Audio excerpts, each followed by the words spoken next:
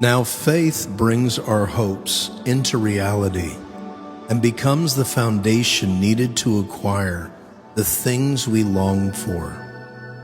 It is all the evidence required to prove what is still unseen. The testimony of faith is what previous generations were commended for. Faith empowers us to see that the universe was created and beautifully coordinated by the power of God's words. He spoke, and the invisible realm gave birth to all that is seen. Faith moved Abel to choose a more acceptable sacrifice to offer God than his brother Cain, and God declared him righteous because of his offering of faith. By his faith, Abel still speaks instruction to us today, even though he is long dead. Faith translated Enoch from this life, and he was taken up into heaven. He never had to experience death. He just disappeared from this world because God promoted him. For before he was translated to the heavenly realm, his life had become a pleasure to God. And without faith living within us, it would be impossible to please God. For we come to God in faith, knowing that He is real and that He rewards the faith of those who passionately seek Him. Faith opened Noah's heart to receive revelation and warnings from God about what was coming, even things that had never been seen. But he stepped out in reverent obedience to God and built an ark that would save him and his family. By his faith, the world was condemned, but Noah received God's gift of righteousness that comes by believing. Faith motivated Abraham to obey God's call and leave the familiar to discover the territory he was destined to inherit from God. So he left with only a promise and without even knowing ahead of time where he was going. Abraham stepped out in faith. He lived by faith as an immigrant in his promised land, as though it belonged to someone else. He journeyed through the land living in tents with Isaac and Jacob, who were persuaded that they were also co-heirs of the same promise. His eyes of faith were set on the city with unshakable foundations, whose architect and builder is God Himself.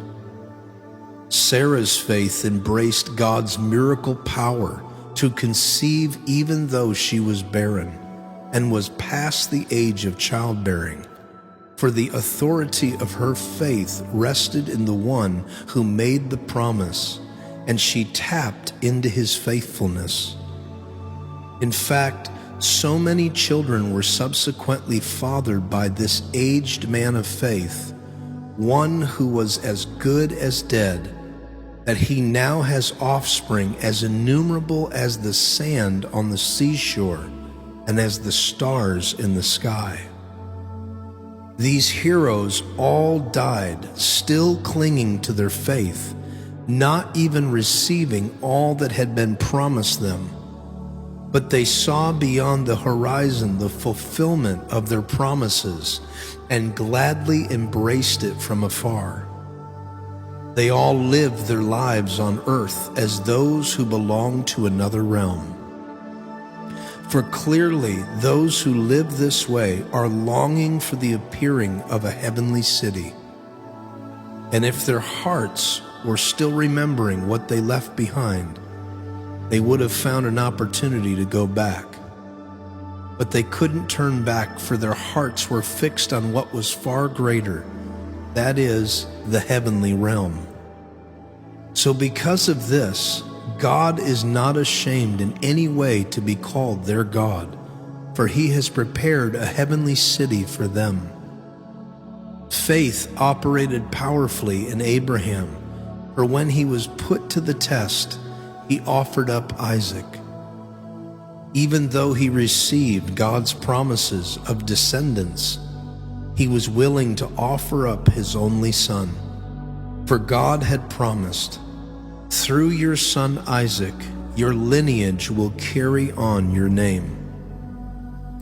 Abraham's faith made it logical to him that God could raise Isaac from the dead, and symbolically, that's exactly what happened. The power of faith prompted Isaac to impart a blessing to his sons, Jacob and Esau, concerning their prophetic destinies. Jacob worshiped in faith's reality at the end of his life, and leaning upon his staff, he imparted a prophetic blessing upon each of Joseph's sons. Faith inspired Joseph and opened his eyes to see into the future. For as he was dying, he prophesied about the exodus of Israel out of Egypt, and gave instructions that his bones were to be taken from Egypt with them. Faith prompted the parents of Moses at his birth to hide him for 3 months because they realized their child was exceptional, and they refused to be afraid of the king's edict. Faith enabled Moses to choose God's will, for although he was raised as the son of Pharaoh's daughter, he refused to make that his identity, choosing instead to suffer mistreatment with the people of God. Moses preferred faith's certainty above the momentary enjoyment of sin's pleasures.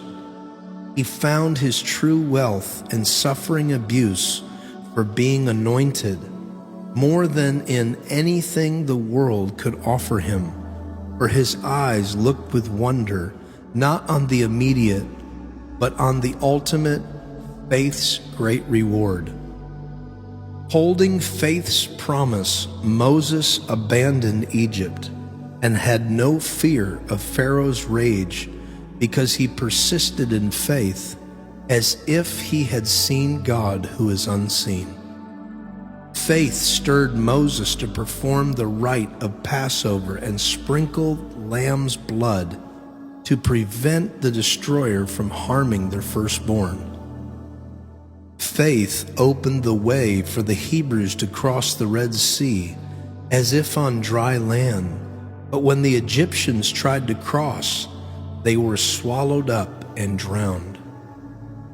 Faith pulled down Jericho's walls after the people marched around them for 7 days.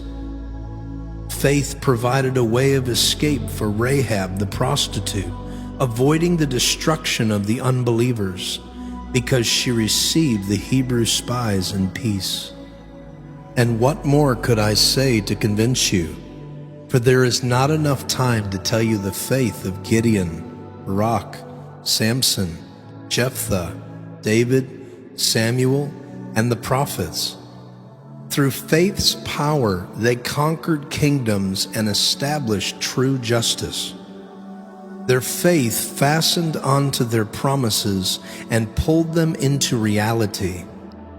It was faith that shut the mouth of lions, put out the power of raging fire, and caused many to escape certain death by the sword. Although weak, their faith imparted power to make them strong. Faith sparked courage within them, and they became mighty warriors in battle, pulling armies from another realm into battle array. Faith-filled women saw their dead children raised in resurrection power. Yet it was faith that enabled others to endure great atrocities. They were stretched out on the wheel and tortured, and didn't deny their faith in order to be freed, because they longed for a more honorable and glorious resurrection. Others were mocked and experienced the most severe beating with whips. They were in chains and imprisoned. Some of these faith champions were brutally killed by stoning, being sawn in two, or slaughtered by the sword. These lived in faith as they went about wearing goat skins and sheep skins for clothing. They lost everything they possessed. They endured great afflictions, and they were cruelly mistreated. They wandered the earth living in the desert wilderness, in caves, on barren mountains, and in holes in the earth. Truly, the world was not even worthy of them, not realizing who they were. These were the true heroes, commended for their faith, yet they lived in hope without receiving the fullness of what was promised them. But now, God has invited us to live in something better than what they had, faith's fullness. This is so that they could be brought to finished perfection alongside of us.